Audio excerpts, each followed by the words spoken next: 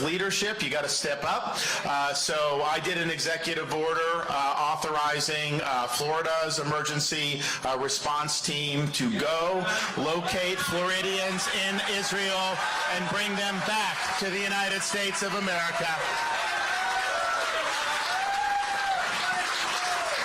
And I'm pleased to report that very shortly we will have our first 2 planes leaving Israeli airspace and on their way back to the United States. And we're going to bring back hundreds and hundreds of Floridians who are over there, and we're going to get them back, and we're going to get them home safe. And this is kind of a once-in-a-lifetime event that will happen. If I got my people over there that need help, I'm not just going to sit on my hands. I'm going to step up, and I'm going to lead, and I'm going to get the job done. Now, if you look what's happening over there, so I joined the military after the 9/11 terrorist attacks, served in Iraq in 2007, 2008. We had Al-Qaeda in Iraq there at the time. That was kind of the big thing in the Sunni Arab areas, Fallujah, Ramadi, that's where we were. But the thing about it that wasn't getting as much attention, most of the U.S. troops that were killed in action were killed not actually by Sunni jihadists, not by Al-Qaeda in Iraq. They were killed by militia groups funded by Iran. And Iran killed hundreds of our troops, maybe over 1,000 of our troops during the Iraq campaign. Iran funded the attacks and directed the attacks against our Marine Corps barracks in Beirut in 1983 that killed over 240 U.S. Marines. And so they have been the funder of global terrorism for a long time. And so what happens, what Biden gets in, and he decides he wants to try to play footsie with Iran. So he relaxed the sanctions, and so they've made a fortune on the oil revenue pouring into their country. Then he does this ridiculous deal to give them $6 billion in this hostage transfer, which is a disaster. All that's going to do is cause more terrorists to want to take more Americans hostage. It's a stupid decision. So he's doing that. But when Iran gets money, they don't use that to make the Iranian people's lives better. They use it to fund terrorism throughout the world. So you knew that money was going to go to Hezbollah and to Hamas and to those groups. And so Biden really helped facilitate what Iran was able to do to be able to orchestrate and fund those attacks. But I'll tell you this, having seen Al-Qaeda in Iraq, and then by the time I left military, ISIS, it morphed into ISIS. These are brutal people, but what I saw with Hamas, that was a level of brutality that I've never seen before. When you're beheading infants, when you're doing things against elderly and what they were doing, this is barbarism. These are animals and what they're doing. And Israel has every right to fight back. They have every right to defend themselves against that. You're going to start hearing media, the United Nations, left-wingers, all this. They're going to start to blame Israel for what is happening. And first of all, if you look at how many people have already been reported dead, Israel's a small country. If that same proportion was killed in a terrorist attack in the United States, that'd be the equivalent of like 50,000 Americans in a terror. Could you imagine? I mean, 9/11 was 3,000. Can you imagine if we had 50,000?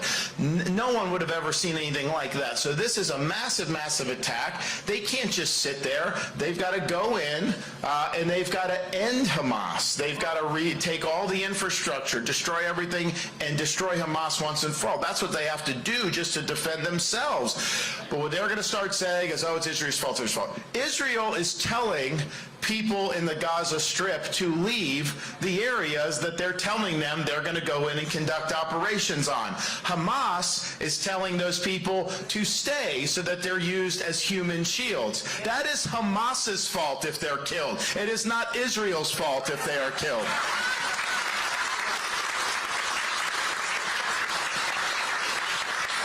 You're now starting to hear some people on the left say that if people, Palestinian Arabs, are leaving Gaza, that the United States should bring in potentially hundreds of thousands of people from Gaza. I can tell you this, as president, the number of people we will bring in from Gaza is 0. We are not going to do that. You have all these Arab countries. They should be absorbing those folks. Egypt, Saudi Arabia, Jordan, Lebanon, Morocco, all those countries should be doing it. They should not be bringing to the United States of America. So that's not going to happen. And we've got to get smart about what we're doing in this country. I mean, I don't know if you saw, as soon as news came out about the atrocities being committed, there were people in our own country taking to the streets to praise Hamas, to support what Hamas is doing. How does that happen? You have students at places like Harvard, they're signing letters saying how great this is for Hamas and everything. That is a sickness in this society. But that shows you, when we're talking about, and I'll talk about the border in a minute, but nobody has a right to come to this country. If you try to come to this country, even if it's legal, if you don't like this country, if you don't support our values, you should not be let into this country.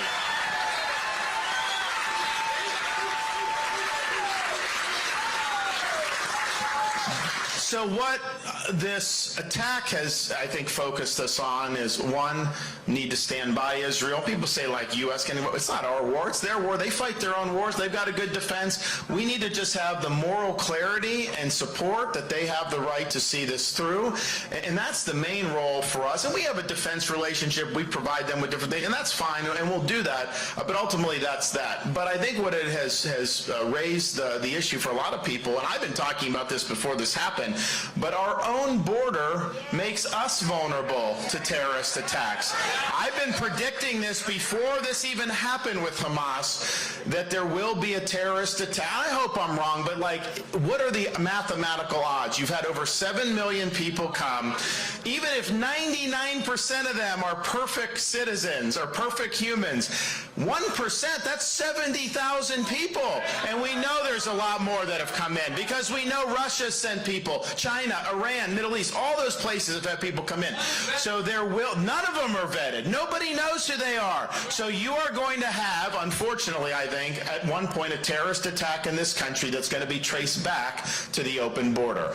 So we've had enough of this. When I'm president, on day one, we're going to declare the border to be a national emergency.